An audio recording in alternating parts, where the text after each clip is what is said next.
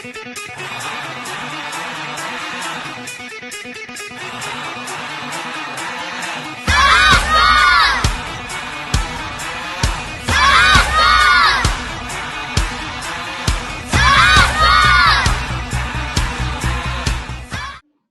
morning. It's my privilege today to be interviewing current Wales International and Bristol City Ladies captain Loren Dykes. Hi Loren, you okay? Hi Emma. Yeah, I'm all good, thank you. Yeah, trying to keep busy and sane in lockdown. How about you? Just trying to practice my football skills and just have fun in the garden, to be honest. Oh, well done. I bet your skills are better than mine are. First question. How are you keeping fit and healthy during lockdown, including your diet? Well, we had programs from our clubs. So from Bristol City, we've had programs to follow. It's involved a bit of ball work, a lot of running, as you can imagine, down the field. But at the same time, it's nice to have a bit of structure. So it's good to have something to follow. So that was keeping me fit and busy for a while. We've had a break now, so our league's been cancelled, so it's nice actually to have a break now. So if I want to exercise to obviously keep fit, and it's good mentally and physically to do that, I can do it. But it's our off season now at the same time. So yeah, just going for runs and things, going down the field, going outside as much as I can. I've done a few online videos as well, so copying people online, doing some squats and press-ups and things. Not very nice at the time. It's worth it in the end, makes you feel good. In terms of my nutrition and stuff, it's just about moderation. So look, I'm not going to sit here and say that I don't enjoy chocolate, or I don't enjoy a cake, because I do, and you've got to enjoy your food at the end of the day, but it's all about moderation. So I wouldn't go eating chocolate every single day and having fish and chips every single day, but as a treat, once a week, lovely, nice. But just trying to be healthy with things, having, jack potatoes, pasta, fish, mixing it up, just because I think in lockdown we can all get a bit bored, can't we, with the same things. You've got to try and mix it up. So as a family, we've been mixing up our meals and taking it in turns to cook and things. My brothers will cook, I'll cook, my parents, just mixing up our dishes. I think fajitas is our favourite in this family. Next question. When did you first start playing football and who inspired you at the time? I think I was about 12 or 13, so I actually was in year 7 of comprehensive school, which is quite late as a footballer, but back then it wasn't as well known, that you could go and join girls' football teams, whereas now, there's girls' football teams everywhere. So I think I was about 12, 13.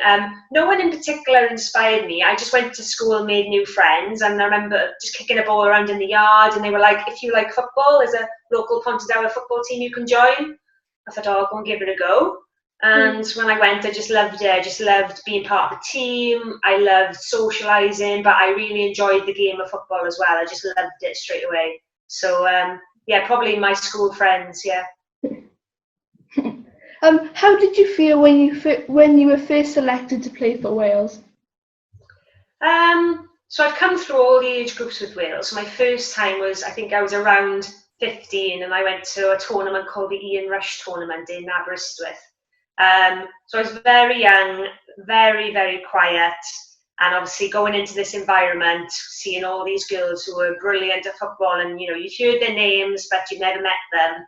I was very scared. I didn't want to go at times. I was like, Mum, Dad, I don't want to go. Don't make me go. And they were like, if you don't want to go, you pick up the phone, you ring your coach, and you say you're not going. And I was like, no, I'm not doing that. That's not me. I'll go. I'll give it a go. And what's the worst that can happen? So I went along to the tournament, and at times I was nervous. I was a bit homesick at times. But the more you kind of throw yourself into them situations, the more you get out with them as well. So I think I threw myself into them, and then you start to get to know people, and they see you playing the pitch, and they think, okay, she's okay, and she's part of the team, she's trying hard. So I started making friends with people, which made it so much easier.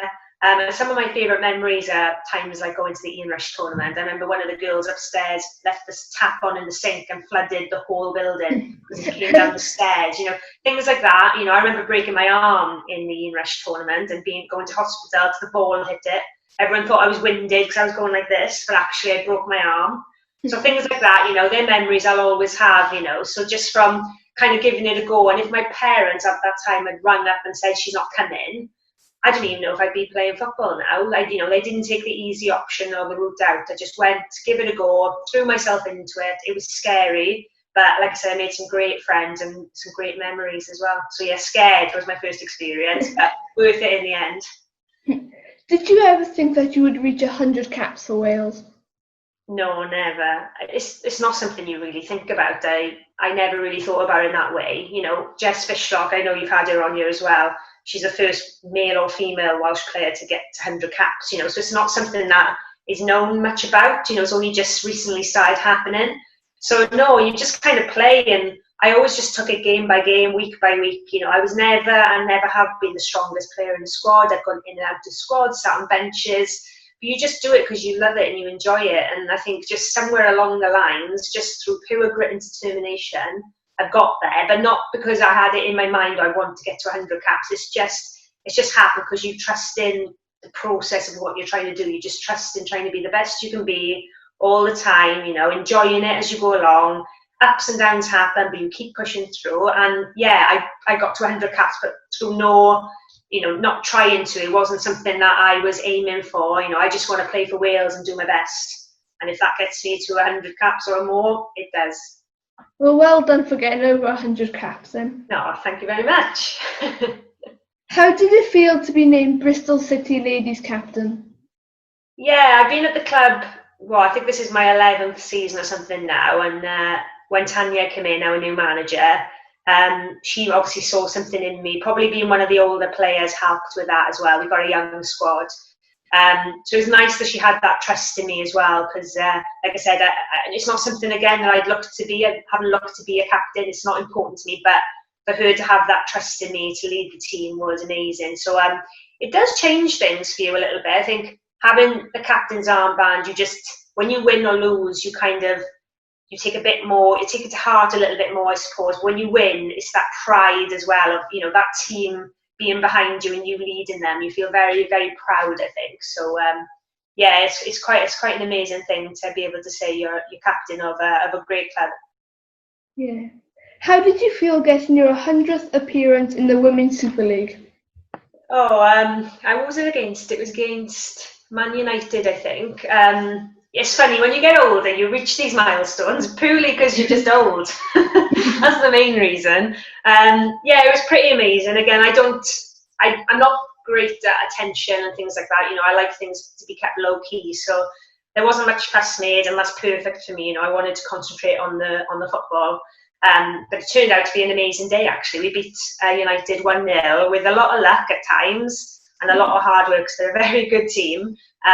But yeah, to win as well on that day, to captain Bristol, yeah, it's just amazing. But yeah, the most important thing was that we won the game, because it was an important 3 points for us. Yeah, well done. How did it feel to receive an MBE for services to Welsh football? Shocking, to be honest. I still don't know how to handle it, if I'm honest with you. I think it's amazing that someone took the time to kind of nominate me, and they took the time to pick me for that MBE, and I'll be forever grateful for that. And I think going back to even the first time I played football, the coaches I had then, with you now, you'll have coaches volunteering, to take you on Sundays or whenever you play for training. I'm so grateful for them people. So I think I just want to receive it to say thank you to all my coaches and everyone along the way who helped me. So that's the main reason I kind of accepted it. But personally, I find it hard to accept just because I kick a ball around. And, there's amazing people out there at the moment, down there, particularly at the moment with everything that's going on, that, deserve MBs, left, right and centre right now. So, yeah, I'm very proud of it, but more so just to say thank you to the people who've helped me along the way. Well done. Thank you. What is your favourite sporting moment in your career so far? I've had one for Wales, one for Bristol. One for Wales is when we played England in Southampton. We drew 0-0 with them, but actually, a 0-0 with England is pretty good. Particularly they're top 5 in the world, things like that.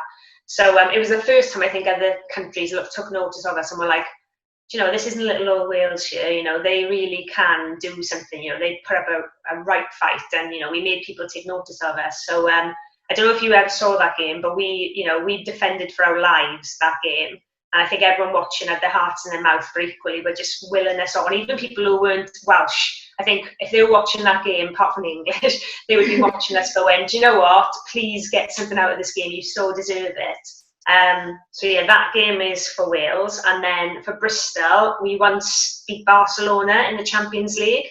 It was home and away, and I think it was the last 16 of the Champions League to get through to the quarterfinals.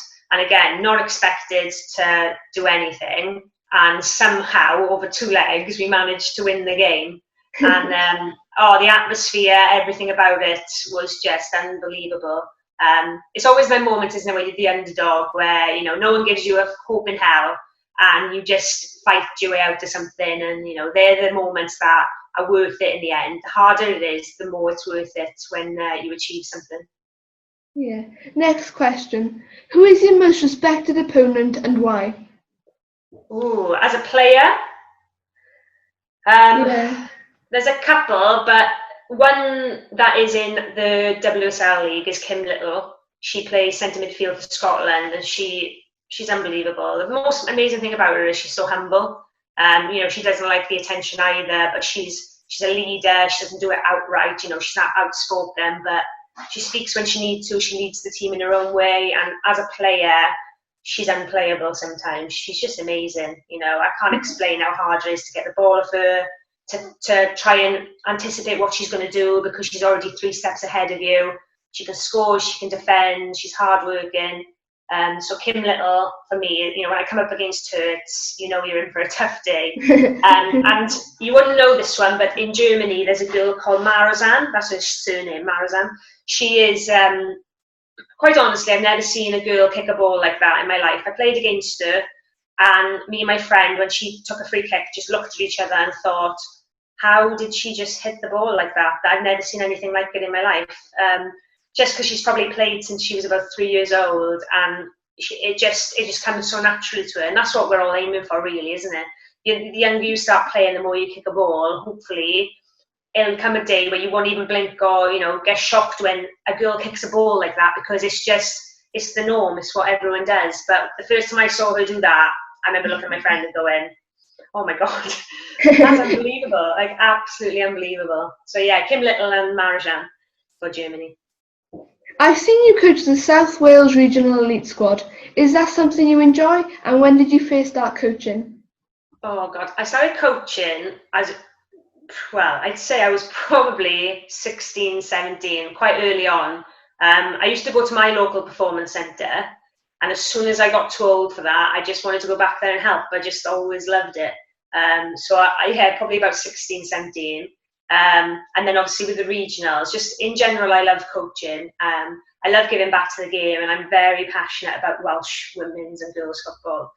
Just because I've had such a good experience, I want to make sure that all you girls do as well. You have the best coaches, the best that you can get, and we're always looking to improve, the environment and the leagues and the situation that we're in. So yeah, I love going on a Monday and a Wednesday to coach the girls. I really look forward to it. I love working with Kat and all the coaches. We all love turning up. We get excited about it. We love talking about you all and how you're developing and what sessions we're going to run with you and things like that. We're missing it at the moment. I think we're missing it more than the girls sometimes. We text each other like, when's it starting back? Because we can't wait. But I hope that shows in the way we coach as well, because we really do enjoy it. And sometimes you lot cheer us up. If you're having a tough day, we turn up and you just, you lot, just the way you train as well is amazing for us to see, and it just it works both ways. So yeah, I absolutely love it, and I hope the girls do as well, because we really do try and put on some good sessions for you when we can. Yeah, your training's very good. I do enjoy it a lot. Oh, you're just saying that. I'm not. What advice would you give to young girls like me who want a career in professional football? I think the first thing I'd say to you is never compare yourself to other people. I think it's very easy, and I think I did it a lot when I was younger. You look at someone else, you think, I'll never be as good as them, or they're really good at this, I'm not very good at this. at the end of the day, it's a team game and everybody brings something to the team, you know. Jess Fishlock is amazing. If I tried to compare myself to her, I'd be putting myself down all the time and I'd probably think I'm never going to be as good. But I don't need to be. I need to be the best I can be. Jess needs me as much as I need Jess in the team. You know, if Jess is going to go and score goals, she needs me to do my defending. And she knows that and I know that. And it works and it's respectful and we appreciate each other. So I think that you need to be in an environment where you feel appreciated, but equally that you know in yourself that you are good enough, and as long as you're giving your best, that's all that matters. Don't worry about what other people are doing. Don't ever think also that you're better than them, because who's to say that in a few years' time, by thinking like that, you don't try as hard, you know, and it just kind of can really affect you. So I just think, just focus on yourself, don't compare yourself, work hard, enjoy your football, and when you go through ups and downs, which you will, just remember it's just there to test you. Just think to myself, yeah, I'm going through a really bad patch right now, but do I want this? Do I enjoy this? And if you do, you just got to push through it, because, like I said, I've had tough moments, but if I hadn't kept going through them, I wouldn't have all them moments you just spoke about before, you know. So you just got to get through it sometimes and just push through and enjoy. Remember why you started in the first place. Thanks for the advice. Now I've got some quick fire questions for you. You ready? Okay.